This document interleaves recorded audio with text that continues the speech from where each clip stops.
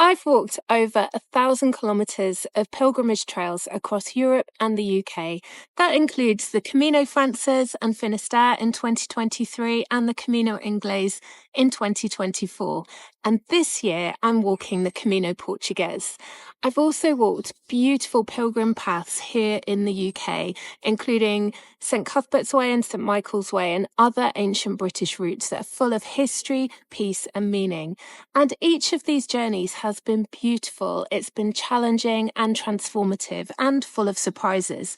So in this video, I wanted to share 10 unexpected challenges that pilgrims often face on the Camino de Santiago in particular. The kind of things I didn't see fully coming until I was deep into the journey. I'm Kate, by the way. Whether you are preparing for your first Camino or reflecting on the one you've already walked, I hope that this gives you some insight, encouragement, and maybe a few practical tips for your own pilgrimage walk. Let's begin. Number 1. Feeling pressurized to match someone else's itinerary. One of the most beautiful parts of the Camino is meeting people. But after a few days, you might find yourself walking someone else's pace, staying where they're staying and adjusting your rhythm to theirs.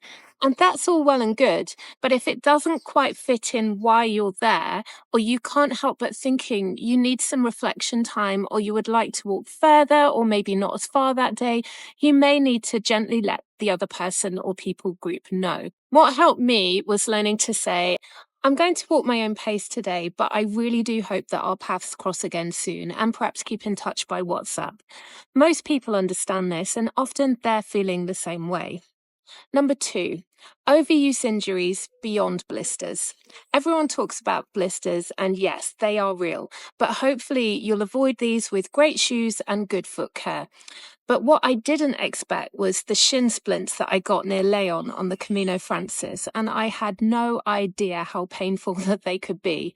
And this is an example of an overuse injury that can creep up very quickly and quietly. And what helped me was slowing down and taking a couple of days rest. And now, with hindsight, I would also take shorter days when I feel that I needed them rather than pushing through. Other things that you could try is switching into sandals every now and again, and you can also even send your bag ahead. And that small act of kindness to your body can help make all the difference and help it to recover enough for you to continue on your Camino. Number 3, hiker hunger. For the first week or two, my appetite was pretty normal. And in fact, I didn't even really feel the need for much lunch. But then suddenly it was like my body realized how much fuel it actually needed, and I was hungry all the time. And that is totally normal. Your body is catching up to the energy demands of walking 20 to 30 kilometers a day. And what helped was prioritizing protein, so things like eggs, tuna, nuts, beans, and cheese. And I also started carrying snacks in my pack, and I never felt guilty about having a second breakfast. Okay, number 4, daily wine can backfire. One of the unique joys of the Camino is that wine is often included with dinner, and at first it feels like such a treat and all part of the experience. But the potential problem with daily drinking, even just a glass or two, is that it can affect your sleep, energy, and even mood, as well as contribute towards dehydration. If you find that wine every day is just not helping you, what you can choose to do is only drink wine in a special moment, perhaps with a special meal or on a rest day. Otherwise, it's so important to rehydrate and eat well and let your body recover. Number 5, it's hard to find alone time. You'd think that walking solo on the Camino would guarantee solitude, but between shared dorms, busy cafes, chatty trail sections, alone time can actually be more rare than you think, particularly on more busy routes like the Camino Frances. And some days I found myself craving silence and stillness. So what helps with this is starting really early in the day, perhaps walking the first hour in quiet before sunrise, or even leaving a little later than most other people later in the day. And this means that for the first hour or two on the trail, you can pretty much have it to yourself, even in busy sections. And you might even consider taking a detour off the main trail, just a short one, just to be with nature and listen to the birds and reconnect with why you're there. Oh, by the way, if you're enjoying this video, I'd love it if you just hit that subscribe button and help me grow this channel. I share stories and reflections from my pilgrimages and hikes, both in Europe and here in the UK. Your support really helps me keep creating these videos for fellow pilgrims and hikers. Thank you. Now, let's go back to the trail. Number 6. Stressing over finding a bed. Around 11 a.m., it's quite early for me, or noon each day, I would start feeling a little anxious. Will I have a bed tonight? Where will I be sleeping? And during the busier months and in places that have been labelled as end of a stage in the popular guidebooks, it can be harder to get a bed, and the bed race can steal some of the joy from the walk. So what helped me was actually booking ahead. And I didn't do it every day, but I did it particularly in popular towns. I also kept a backup list of nearby albergues or guest houses in case I needed other options. And then that peace of mind helped me slow down again and enjoy my walk. Number 7, emotional waves you really didn't expect. There's something about walking all day, every day, with time to think and reflect that actually brings up old emotions and memories to the surface. And this is actually quite normal.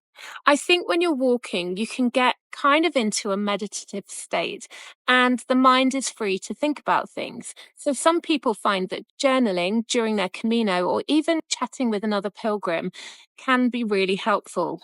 So these moments can actually bring clarity, and it's actually all part of the inner work that the Camino gently invites. Number 8. Comparing yourself to other pilgrims. Now, this one surprised me. You see people walking huge distances, carrying almost nothing, or people that seem so confident and experienced, and you start to wonder, am I doing this right? But here's what I've learned. There is no right way to walk the Camino. Your pace, your pack, your purpose, they're all valid.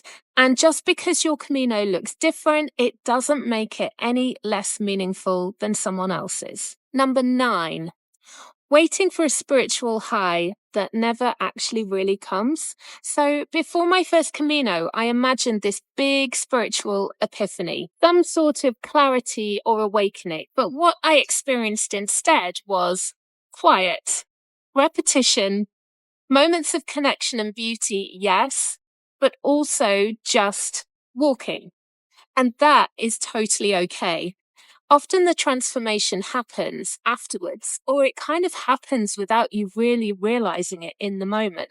If you don't feel a great insight during the walk, trust that something is still unfolding, because it will be. Okay, number 10, the hardest part, going home. I did not expect how hard it would be to let go of the Camino. When I reached Finisterre, I sat by the sea and I watched the sun set and the moon rise in the same evening, and I had reached the end of the world. And it was in that moment I knew it was time to return to my family, to community, to work, and to my ordinary life. But I wasn't returning empty-handed. I was bringing the Camino with me in my heart, in my rhythm, and in how I move through the world.